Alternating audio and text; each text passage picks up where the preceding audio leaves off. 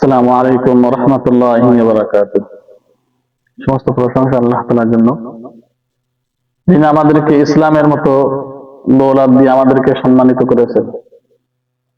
এই দৌলত যদি আমরা কাজে না লাগাই, তাহলে আমরা একদিকে যেমনি ক্ষতিগ্রস্ত হব, অপরদিকে আমরা আখিরাত হারাবো।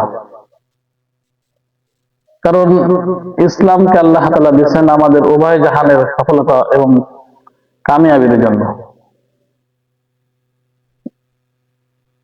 দুনিয়ায় যে ব্যক্তি সফল কাম, আখিরাতে সে ব্যক্তি সফল কাম ওই সময় হইতে পারবে যখন সে আল্লাহ এবং রাসূলের হুকুম অনুযায়ী দুনিয়ার জিন্দেগি পরিচালনা করবে। এই জন্য দুনিয়া এবং আখিরাতে উভয় জাহানে সফল কাম হওয়ার জন্য আল্লাহ তাআলা আমাদেরকে ইসলামের মতো দৌলত দান করেছেন। কারণ ইসলাম এমন একটা জিনিস, এই ইসলামের ভিতরে দুনিয়া এবং আখিরাতের শান্তি লুকানো আছে। এই শান্তি পাইতে হলে আমাদেরকে অনুসরণ করতে হবে কোরআন এবং হাদিস। কারণ যেহেতু আমাদের মাঝে রাসূলুল্লাহ সাল্লাল্লাহু আলাইহি ওয়াসাল্লাম এখন আর জীবিত নাই, উনি আমাদের মাঝে রেখে গেছেন তার নিদর্শন, আর আল্লাহ তাআলার বাণী আমাদের মাঝে রেখে গেছেন।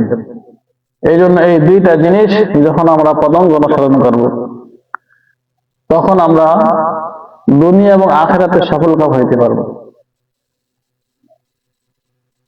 তো যে ব্যক্তি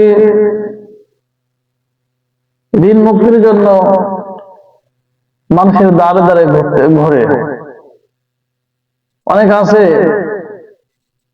যে বিভিন্ন রোগের জন্য মানুষের কাছে সাহায্য চায়।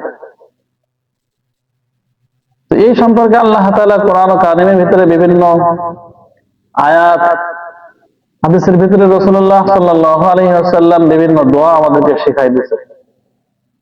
যখন আমরা এটার অনুসরণ করব, তখন আল্লাহ তাআলা আমাদেরকে ঋণ থেকে মুক্তি দান করবেন, পেরেশানি থেকে মুক্তি দান করবেন, বালা মুসিবত থেকে আল্লাহ তাআলা আমাদেরকে হেফাজত করবেন। যে ব্যক্তি সকাল সন্ধ্যা 3 বার আয়াতুল কুরসি একবার, সূরা আলে ইমরানের 18 এবং 19 নম্বর আয়াত এবং 26-27 নম্বর আয়াত যে ব্যক্তি তেলাওয়াত করবে, সে যত বড় ঋণ হোক না কেন আল্লাহ তাআলা তাকে সেই ঋণ পরিশোধ করার তৌফিক দান করবে। সে যত বড় বিপদগ্রস্ত হোক, আল্লাহ তাআলা তাকে সেই বিপদ থেকে রক্ষা করবেন। এবং 5 ওয়াক্ত নামাজের পরে আয়াতুল কুরসি একবার, সূরা ফাতিহা একবার, এই সমস্ত আমলগুলো যখন আমরা নিয়মিত করব, তো আল্লাহ তাআলা আমাদেরকে ঋণের যে বোঝা, এর থেকে আল্লাহ তাআলা আমাদেরকে পরিত্রাণ দান করবেন। এরপরে মানসিক যে পেরেশানি, আল্লাহ তাআলা এর থেকে আমাদেরকে মুক্তি দান করবেন।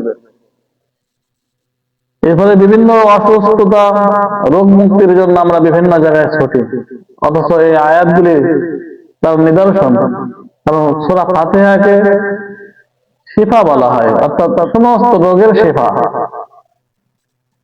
এই সূরা ফাতিহা যে ব্যক্তি 5 ওয়াক্ত নামাজের পরে পড়বে, আল্লাহ তাআলা তাকে সমস্ত রোগ থেকে মুক্তি দান করবেন, হেফাজত করবেন। এই জন্য এই সমস্ত আমলগুলো আমরা বেশি বেশি করার চেষ্টা করবো ইনশাআল্লাহ।